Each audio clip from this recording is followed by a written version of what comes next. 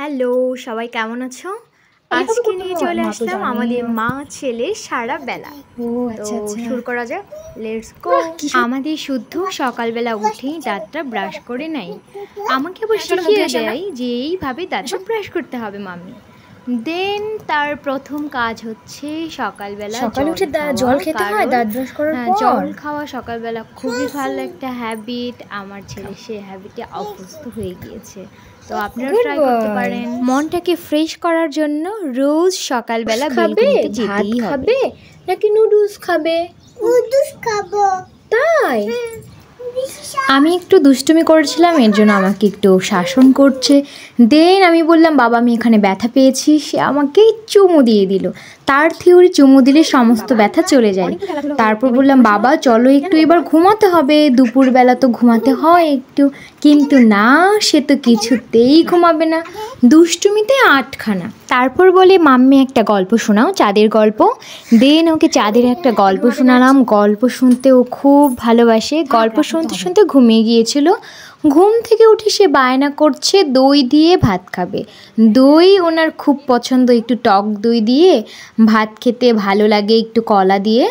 তো টক দইটা ছিল না, শেষ হয়ে গিয়েছিল, এর জন্য কান্না করতেছিল। এর জন্য ওকে ভাবলাম যে বাবা তুমি একটু জুস খাও। আমাদের অরণ্য জুস খেতে খুব ভালোবাসে, এর জন্য এই যে জুস পাওয়ার পর ওর রিয়াকশন এইভাবেই হয়, নাচতে থাকে। তো তারপর হচ্ছে সন্ধ্যা টাইম হলেই চলে আসে, মাম্মি আমাকে একটু দিবা, আগুনটা দিবা, ধরিয়ে দিবা, আমি ঠাকুরকে নম দিব। এই বলে চলে আসে সে সন্ধ্যা আরতি করার জন্য। এই যে দেখতেই পাচ্ছেন কি সুন্দর করে নমস্কারও দিচ্ছে। সারা ঘর সে আরতি করবে, সব জায়গায়। তো এইটা ওর একটা ভালো হ্যাবিট বলে আমি মনে করি। জানি না কতটুকু পারবো, বাট চেষ্টা করছি ভালো ভালো হ্যাবিটগুলোতে অভ্যস্ত করানোর জন্য।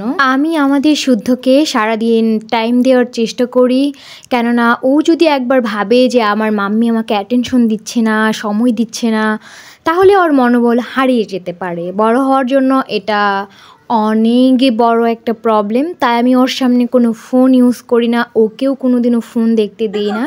তো একটু একটু গান ছেড়ে ওর মনটা ভালো করার জন্য টিভি চালু দিয়ে দিই। দেন মাঝে মাঝে তার আবার মুড সুইং হয়ে যায়, কি আর করব। তাকে বললাম, বাবা তরমুজ খাবে? আমাদের শুদ্ধর তরমুজটা খুব পছন্দ। আমি ওকে দিনে 2টা ফল দেওয়ার চেষ্টা করি, কারণ খাবার দাবারের যে রুটিন সেটা সারাদিনে কী পরিমাণ ক্যালোরি, প্রোটিন, পুষ্টি, ভিটামিন গেল সেটা নজরে রাখা অবশ্যই গুরুত্বপূর্ণ। অবশেষে দেখুন সবগুলা শেষ।